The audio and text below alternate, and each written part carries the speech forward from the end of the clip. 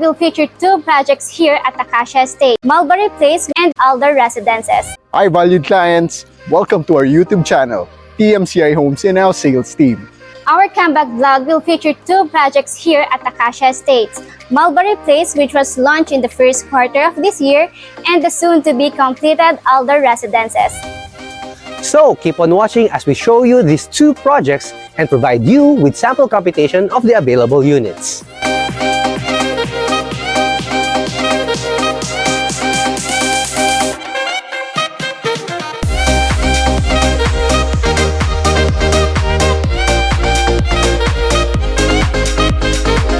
Welcome to the Acacia Estates, a 150-hectare residential community of DMCI Homes in Barangay Ususan, Taguig City. It is near to C5, SLEX, Bonifacio Global City, McKinley Hill, and Ninoy Aquino International Airport. Currently, we have 11 projects in the Acacia Estates. We will be turning our attention to the two pre-selling projects, Alder Residences and Mulberry Place Phase 2.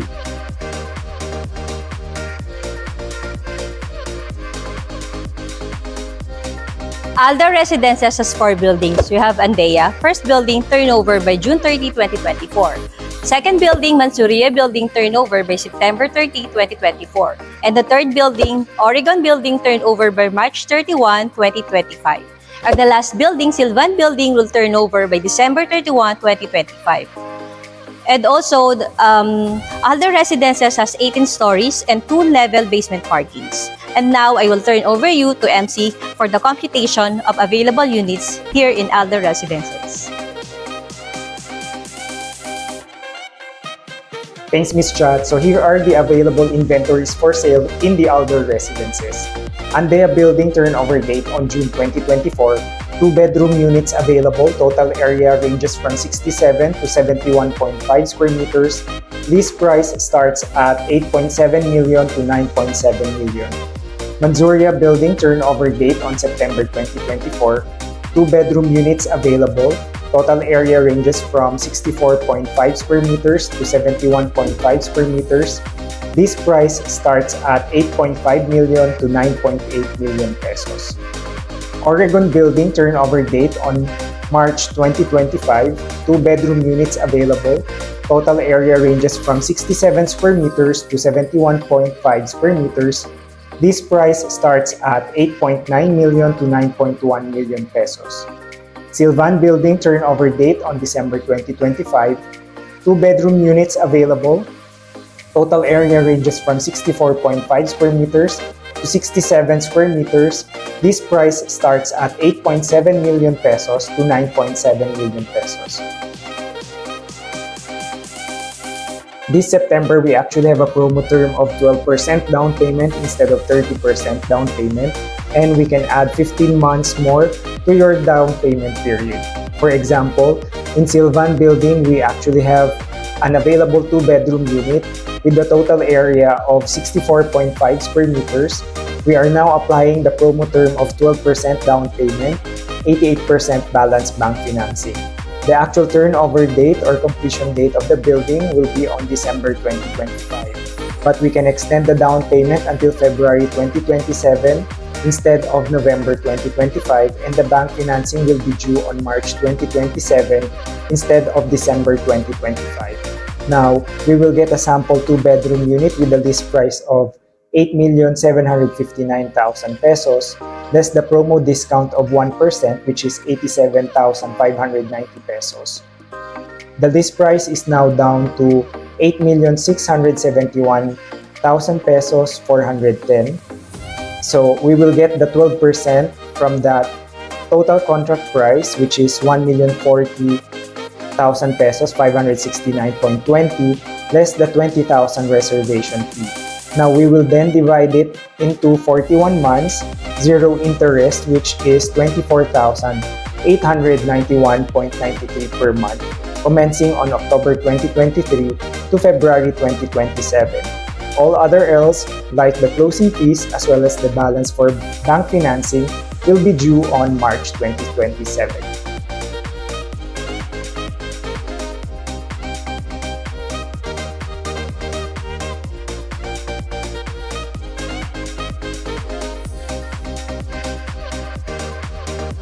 Let's check out the current existing structures for Mulberry Place Phase 1, and later on, we'll be discussing the future development plans for Mulberry Place Phase 2.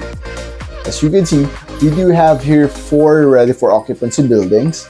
These are Marcelin, Dewey, Cochin, and Bangalin buildings. As you can see, these buildings are mid-rise development buildings. So they do have 6 residential floors, and they also have a drying cage on the roof deck. Besides that, we also have the amenities for Mulberry Place Phase 1. So currently our existing are a mixture of outdoor and indoor amenities. For our outdoor amenities, we do have the lounge pool, the lap pool, the jogging path, and the lots of open green spaces that residents could use. Then besides that, we do have our clubhouse. So in the clubhouse, we do have an assorted number of indoor amenities, such as the open lounge, game area, provision for a bar or coffee shop, and in the second floor of the clubhouse, we do have the function hall. When we go down on the basement of the clubhouse, that's where we'll find the fitness gym, the entertainment room, and our in-house services, such as the water refilling station, the laundry station, and the future convenience store. So, Ma'am Giselle, what are our future development and future amenities for Mulberry Place Phase 2? Hello guys! Now that we already have the details of Mulberry Place Phase 1, allow me to present to you naman the exciting details of Mulberry Place Phase 2. Mulberry Place Phase 2 is near to schools like Mead College, the British School Manila, Treston International College, Integrated Montessori, International School Manila, Colegio San Agustin, and Assumption College. For medical institutions naman, malapit lang ito sa Medical Center Taguig, St. Luke's BGC, and Makati Medical Center. For business and commercial hubs, malapit lang din ito sa McKinley Hill, Bonifacio Global City, Arca South, Makati CBD, Ortigas Center, SM Save More, Grace Mall, Vista Mall, Market, SM Aura, Bonifacio High Hill, and Uptown BGC. And syempre, malapit lang din ito sa airport terminals like NAIA 1, 2, and 3. Mulberry Place Phase 2 has 4 buildings. Paisley Building, which is mid-rise building na up to 6 floors and will be ready for occupancy in October 2026. And Shantung Building naman na up to 18 floors and will be turned over in June 2027. And the details of 2 buildings naman is to be announced pa po. Added amenities to Phase 2 are basketball court, kiddie pool, picnic area, viewing deck, jogging path, play and fitness area, and of course, the roof deck amenities like Sky Promenade, co-working space, Sky Lounge, and the 360-degree views of Laguna de Bay, Manila Bay, Antipolo, and Makati and BGC skyline. And syempre, dahil katabi lang ito ng Acacia Town Center, magkakaroon din ito ng access gate going to Town Center. And now, pumunta naman tayo sa exciting part. Ano nga ba ang mga available units and current promos in this project? Sir Glenn? Alright, Giselle. Mulberry Place Phase 2 has 1 mid-rise and 1 high-rise building, the Paisley and Shantung Building, both of which offers 2-bedroom units ranging from 57.5 square meter to 69 square meter, 3-bedroom units ranging from 94 to 120 square meters, and 4-bedroom units ranging from 144 to 152 square meters. This September, DMCI Homes offers 15% down payment promo with a special discount of 2%. Now, we'll be having a quick sample computation of a 64.5 square meter 2-bedroom unit in Shantung Building. This will be ready for occupancy on June 2027. Its total contract price is 9,035,000 pesos. Applying 2% of the special discount, the net price will be 8,854,300 pesos. The reservation fee for this unit is 20,000 pesos.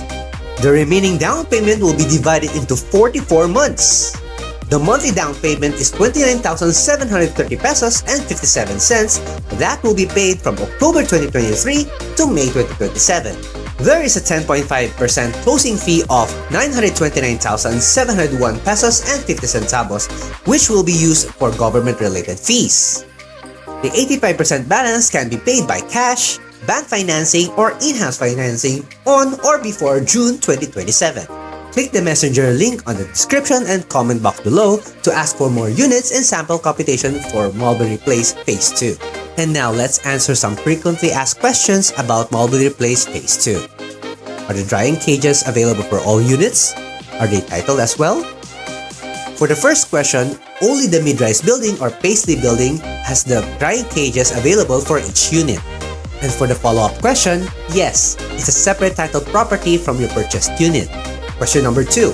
Are parking spaces required to be purchased along with the unit? Are they also titled?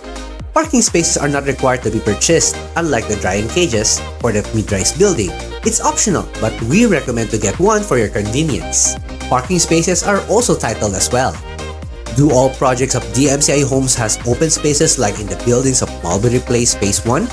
Yes, it's a signature feature of DMCI Homes Residences. DMCI Homes upholds their unique LumiVent technology that lets the natural light and air pass through the building. Most mid-rise buildings has one atrium garden, while high-rise buildings has atrium gardens every 5 floors.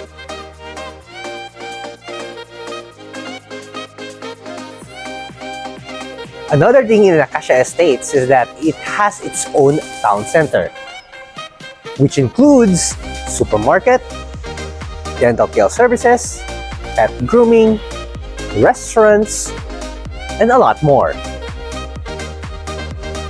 So we're about to end up our presentation for Alder Residences and Mulberry Place here inside Acacia Estates, Taguig. And we've learned na yung Acacia Estates here in Ususan, Taguig City is actually a 150 hectares community development ng DMCI Homes na kung saan iba sa mga projects dito which are the pioneer projects. I'm sure narinig nyo na which are yung Rosewood, Maple Place, Cedar Crest, as well as yung Mahogany 1, 2, and 3. So, yung mga upcoming are yung Alder Residences as well as yung Mulberry Place, which were actually explained already earlier or presented already earlier. And napaka-strategic ng location ng Acacia Estates. Kasi if you are working sa BGC as well as sa Makati, so pwede mong gamitin yung C5 if you are going to those business districts. Tapos meron din tayong bagong development dyan na malapit which is yung Naiax if you are going to Pasay, to be specific yung airport. And then kung papunta ka namang south area, pwede yung SLEX or yung C6. Tapos meron din tayong upcoming development which is yung subway na located sa BGC as well as din sa FTI, which will also give benefit dito sa development ng Acacia Estates Taguig. Guys, click the link below for more inquiries, and if you have any questions, thank you. Bye!